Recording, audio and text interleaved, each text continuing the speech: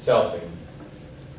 Whatever metaphors or images we find helpful for describing the nature of the mind and of our relationship to our thoughts and emotions in meditation and in everyday life, it is important to recognize that they themselves are also thoughts. If we fall into the thought stream and get caught up with various thoughts, especially if we self-identify with them, saying to ourselves, that is me or that is not me, then we are really caught.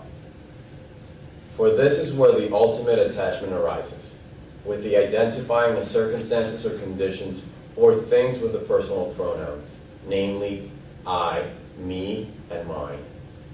Sometimes we call this habit of self-identification selfing, the tendency to put ourselves at the absolute center of the universe. As we shall see, it can be very helpful to pay attention to how much of the time we are engaged in selfing, and without trying to fix it or change it, simply hold that strong habit of mind in awareness. So now let's read again, if you would. Let's listen again and see if you're able to bring a quality of listening to it that's even more absorbed than you might have the first time. And go ahead. From top. Selfing. Whatever metaphors or images we find helpful for describing the nature of the mind and of our relationship to our thoughts and emotions in meditation and in everyday life, it is important to recognize that they themselves are also thoughts. If we fall into the thought stream and get caught up with various thoughts, especially if we self-identify with them, saying to ourselves, that is me or that is not me, then we are really caught. For this is where the ultimate attachment arises, with the identifying of circumstances or conditions or things with the personal pronouns, namely I, me, and mine. Sometimes we call this habit of self-identification selfing, the tendency to put ourselves at the absolute center of the universe. As we shall see, it can be very helpful to pay attention to how much of the time we're engaged in selfing, and without trying to fix it or change it, simply hold that strong habit of mind in awareness. Thank you, Edward. So, carrying the quality of attending, just attending to sound, and we listen without having to try. That is, we comprehend without having to try. If our attention is directed towards an object, the object was the voice we heard, beautifully articulating these words, we naturally comprehend at some level. Carrying this quality of awareness into our conversation now, that is not to let go of it, not to shift gears from being present with a little bit of thinking about to now just thinking about.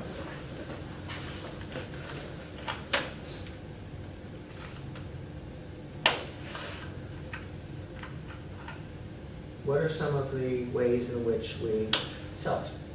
Can you think about the recent time in the last couple of days when you were selfing? But first, what does selfing mean? So if you captured what he was saying, I'm guessing, nod your head if this is true, shake your head if this is not true. Hearing it the second time, you heard a little bit more, you made a little bit more sense of certain things than you did the first time. It's interesting, you heard the exact same thing. Is it because the repetition was useful? Probably. Was it because you were paying a different kind of attention, a little bit more attention perhaps? Perhaps, both relevant, or something else. So first, the question, and again, this is not shifting into now just thinking about answering the question. If you find yourself doing that, shift back. Can you hear your own voice if you speak the way you heard Arturo's voice? As something arising in the moment, that you're even paying attention to itself, as opposed to being the thing doing the talking. So what does it mean to self, based on what we heard? And if you want him to read a portion of it again, ask him to do so. Yeah. So when I read this, I thought one of the main ways by which at least I self is by interrupting, because you're putting yourself in front and in the center of the conversation as opposed to paying attention to someone else. It's brilliant. Isn't that interesting? It's so subtle, right? It's so subtle. And you've added another layer of a way of perspective to that very experience, right? Very nice. Very nice. What else? Yes. I was actually going to say what Arturo said, but almost one step further than that is like when I'm engaging in conversation with someone, instead of actually listening to what they say, I'm thinking about what I'm about to say, and I don't even listen to what they're saying. So I think that is probably like maybe the most pure form of selfing. The fact that you think that that's the purest form of selfing is selfing unto itself. But yes, that is extremely subtle, right? It's extremely subtle because we're caught in the current of selfing, right? And you're giving voice to saying there's something going on here that is akin to and sort of, and in many ways it suggests that maybe selfing doesn't necessarily stop and start and stop. And certainly it does in some ways, but it need not. It can be a current that runs through our entire life. So one question is, how much time are we spending selfing? And how much time are we sort of aware, right? So if you're aware of selfing, you may not interrupt, or you may pause, or you may handle it a little differently, right? If you're aware of that. At the same time, is it problematic to have a sense that this is my cup, right? This is my water, right? But is it? Is it my cup? Is it my water? I mean, in an hour, or 2 or 3, I doubt I'll be carrying this with me for the rest of my life. Could be somebody else's cup or whatever. And even if I were to stand here for the rest of my life, sooner or later, this cup would be here maybe, but I wouldn't. So what is this, my cup? Right? But I'm so convinced right now this is my cup. And I'm drinking this water going into my body. So we're exploring this at the level of noticing the ways that we have it where we're sort of, as he says, at the center of it all. Now that doesn't mean we're not relevant as a part of it all, right? So let's not cast out the one and confuse it like it's either it's me or I don't matter. Because sometimes that's the way we regard it. If you're in a conversation, you want to interrupt, and then you decide not to, or you're not given that opportunity, you can sort of almost like check out or think, oh, I don't matter. But you're still a part of that process. Right? It's just not the way that selfing wants, right, to be a part of that process. What are some other ways in which you notice that we self-view self? Making things about ourselves. Like in a conversation, somebody's saying something and you immediately think, oh, they're definitely making that statement about me. Or Okay. you can feel like, oh, that's like a person, like it's something related to me or what I'm gonna do. And we get so caught up that we actually miss that they're telling a story about themselves. Mm-hmm. Or like in our eagerness to help, we say, oh, that happened to me too. Mhm. And the way I handle it. And it's like, no, like the other person has a process and you're missing Mm-hmm. what's happening. So that's another way. Very nice. And not to pull the rug out from under what you just said, because it was hugely profound and a huge step. Then the part of us that might those moments go, oh, I was going to say about my story, but I'm going to let them continue. There's a little something going on there, right? In a subtle way, right? Which we're something at a higher level it's a higher selfing, right? So selfing at a higher level. And it's good to notice that too. But ultimately, the way it looks is more profoundly connected and useful. And the reminder is that we can always notice. It's not like I think, the earth is not the center of the universe perhaps anymore, right? But neither is the sun for that matter, right? But the earth matters a great deal. The sun matters a great deal.